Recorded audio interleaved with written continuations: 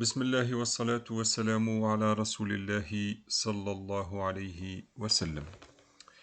Nous voici, nous arrivons à un stade très important de notre apprentissage, qui est Sukun. Le Sukun est un chapitre très important dans ce programme. Je dirais même que c'est la base de tout le reste de ce programme. Donc si vous comprenez bien le Sukun, le reste sera facile. Le Sukun, c'est la base du prochain chapitre qui sera le Tanwin et d'un autre chapitre qui est Shadda et la fin de ce programme qui sera les lettres solaires et les lettres lunaires. Donc, il nous faut une introduction pour expliquer un petit peu c'est quoi le Sukun.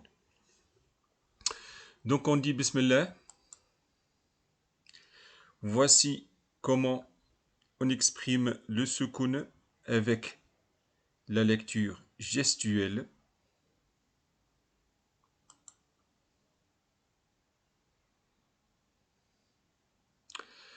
Donc, dans un premier temps, dans notre programme, on a vu les voyelles brèves Fatha, Damma et Kasra. Et on a dit que pour former une syllabe, on prend la lettre et on rajoute une voyelle. Ensuite, pour former une prolongation, on rajoute une lettre à chaque voyelle. Donc pour le B, on rajoute un elif, B avec fatha, B avec damma, on rajoute un waw, le B avec une kasra, on rajoute un ya. Donc B, bou, bi, chaque lettre est une syllabe. B, bou, bi, pareil, les deux lettres ensemble forment à chaque fois une syllabe. Maintenant, comment on va faire pour former une syllabe avec Sukun?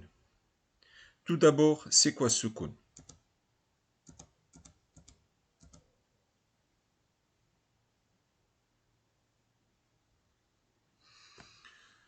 Donc le Sukun, qui signifie en arabe silence, s'écrit comme un petit zéro au-dessus d'une consonne, au milieu ou en fin de mot, et indique l'absence de voyelle, c'est-à-dire zéro voyelle. Donc, comme il n'y a pas de voyelle, c'est-à-dire en arabe, on commence jamais la lecture par un sukun. Aucun mot en arabe ne peut débuter avec une lettre portant un sukun. Une lettre qui porte un sukun ne se lit jamais seule dans un mot. Voici la règle d'or concernant cette voyelle. Donc je répète, une lettre qui porte un sukun ne se lit jamais seule dans un mot. Donc, comment on va faire?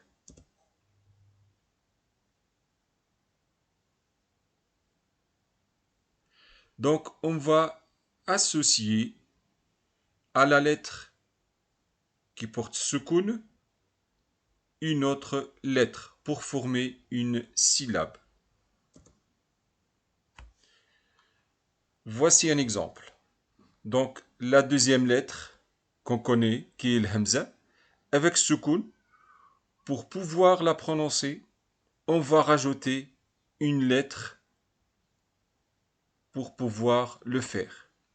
Donc, B, fatha, hamza, sukun, ensemble, les deux ensemble forment une syllabe qui est B. Je répète, B.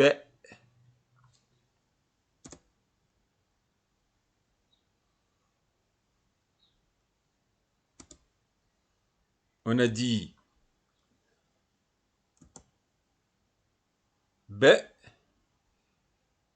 eb, eb,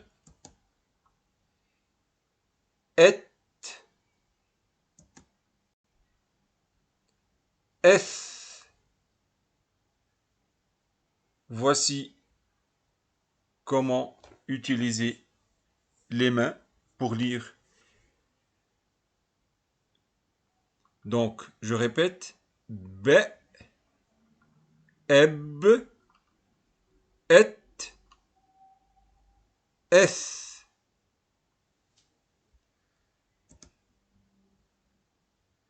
Donc, soukoun avec toutes les lettres de l'alphabet. E, eb,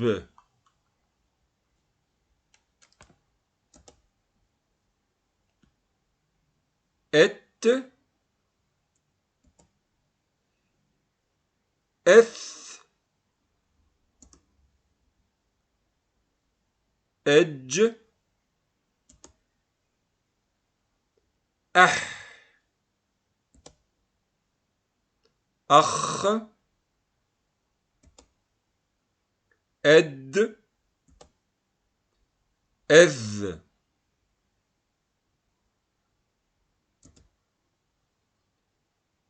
r, ez, s, esh, as, ad, at, av, a, r, f, eq,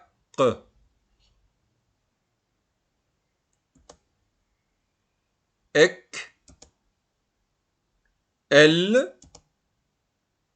m, n,